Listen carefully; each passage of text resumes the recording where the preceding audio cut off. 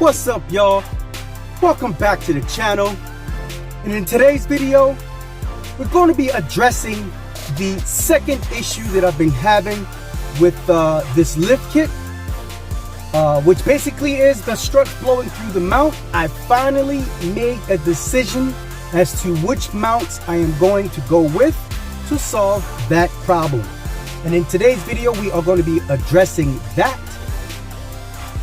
All right, so this is going to be phase 2 of fixing my suspension. Oh, but first, like always, I want to continue to remind you guys, please continue to smash that like button, subscribe, hit that notification bell, make sure it's on all so that you get notified for when I come out with these videos. Y'all know I greatly appreciate it.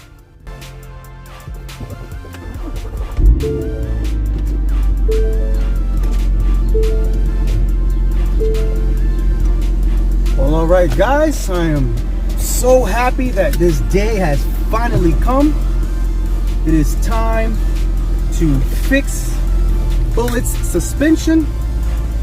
All of the woes that I've been having with the Traxda kit, we thankfully were able to solve or resolve the issue of the sway bar link bracket breaking. If you haven't seen that video, I'll try to link it above, but make sure you guys watch that. So now we're moving on to the second phase here, which I'm going to include having to replace my Bilstein B6s because they're fully blown. We're on our way over to Brooklyn Motors now to drop Bullet off so that they can, you know, help us out here with solving these suspension woes. So I basically have these camber mounts, not camber, they are caster plates. Basically, they're mounts with caster plates, and the Bilstein B6s. All right, so let us take a look at what the solution is for problem number 2, which is blowing my struts through the mount. I got new B6s, front and back, and this is the mount setup that I decided to go with. This here, it's multiple pieces. It's not all together yet.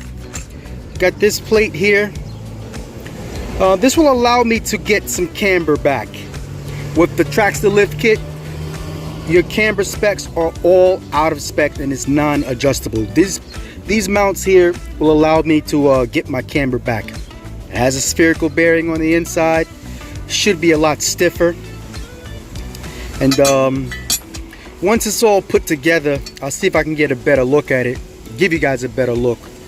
But I'm really excited about this. You know, I got the hardware in here, it's serviceable, and I'll get my camber adjustments back, and looks a lot beefier than the stock one. I mean, look at these welds on there, man. Serious welds. That looks like rope. It's pretty thick steel as well. Man, I'm super excited about this. Can't wait to get this installed.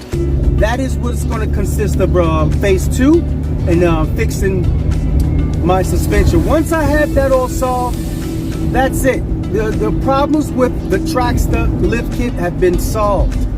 So I will move on. I'm probably not going to call it to phase 3, but I'll move on to finishing up the rest of the suspension, which is the only thing is left that I will be doing is the Steeda rear arms, the tow arm and the trailing arm. Stay tuned for that video because the parts have arrived. All right, well, I'm just about pulling up to Brooklyn Motors now, so let me get inside and talk to Eric and the team to come up with a plan for making an appointment and so forth and so on. Houston, we have a problem. Well, it turns out, you know, something caught my eye, and just now I just have a situation here. The caster plates that I was trying to use from Maximum Motorsports do not have a provision for the spring perch. Basically, these plates here they will basically sit on top of my mount, but I need mounts. So the you know, the caster camera place I was trying to order had mounts for them, but they were out of stock. So so basically these were ordered, and I just realized that I can't use them. So basically what I'm trying to do now is either, I only have two options at the moment, or maybe three. One, I could either order the stock mounts, the OEM mounts, and just place the Traxda spacer back on them, and you know, just so I can get myself back on the road with my suspension. But the problem is, I know that in 30 to 40,000 miles, I'm going to be blowing the struts through the mounts again. That's option one. Option two is to order some heavy duty strut mounts from Steeda for the Mustang. These things look really good. They look like what I've been asking for, basically. They look way stronger, and just put the Traxda spacer on top of that, slap them on bullet, and see how I go with that. Or the third option is to just take the lift off and yeah, just basically take the lift off, get OEM mounts, see how far that gets me. But you know, the problem is that these mounts are known for blowing even if I'm not lifted. So I would hate to take the lift off, put the stock strut mounts back on, and then eventually blow those. And that would be, what was the point in me taking the lift off? This is a struggle, man. This is such a struggle. It's very frustrating. I'm hoping I can get through this, but I don't know. Those are the three options. I'm in contact with Steeda, and I would like to know, you know, if the bracket, if the Steeda, if the Traxda spacer will fit on top of the 2014 Mustang heavy duty mounts that they sell. I'd hate to order them and then the spacer doesn't fit, you know. But unfortunately, Steeda doesn't have them in stock to physically do that. So I will have to either order them, or in blind faith, or what. I don't know what I'm going to do. First, I got to return these. I got to see if get in contact with Phil and work on getting these returned. So stay tuned. Hopefully this is all to be in one video. If not, I don't know, man. But I'm just working on trying to get back out with a working suspension.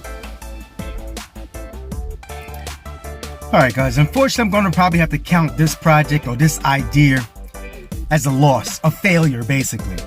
You know, I was able to return those caster plates and just order the stock strut mounts. I'm waiting on them to come.